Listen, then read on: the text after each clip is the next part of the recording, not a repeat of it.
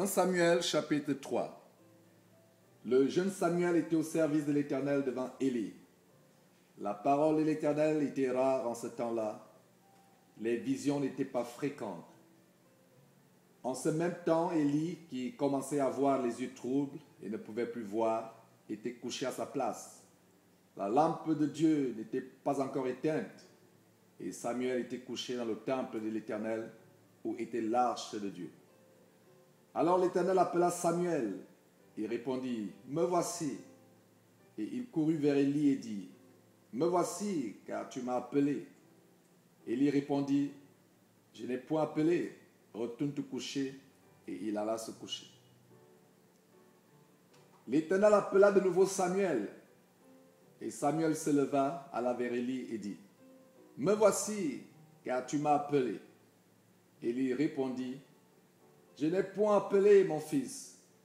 Retourne te coucher. » Samuel ne connaissait pas encore l'Éternel, et la parole de l'Éternel ne lui avait pas encore été révélée. L'Éternel appela de nouveau Samuel pour la troisième fois, et Samuel se leva, alla vers Élie et dit, « Me voici, car tu m'as appelé. » Élie comprit que c'était l'Éternel qui appelait l'enfant, et il dit à Samuel, « Va, couche-toi, et si l'on t'appelle, tu diras, « Parle, Éternel, car ton serviteur écoute. » Et Samuel alla se coucher à sa place. L'Éternel vint et se présenta, et il appela comme les autres fois, « Samuel, Samuel. » Et Samuel répondit, « Parle, car ton serviteur écoute. » Alors l'Éternel dit à Samuel, « Voici, je vais faire en Israël une chose qui étourdira les oreilles de quiconque l'entendra.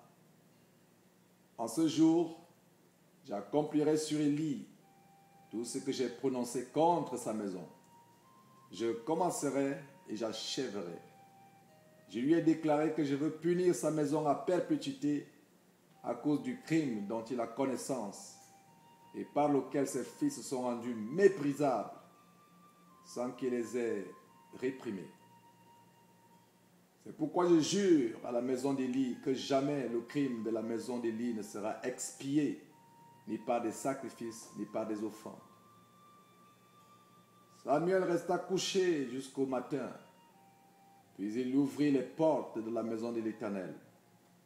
Samuel craignait de raconter sa vision à Élie.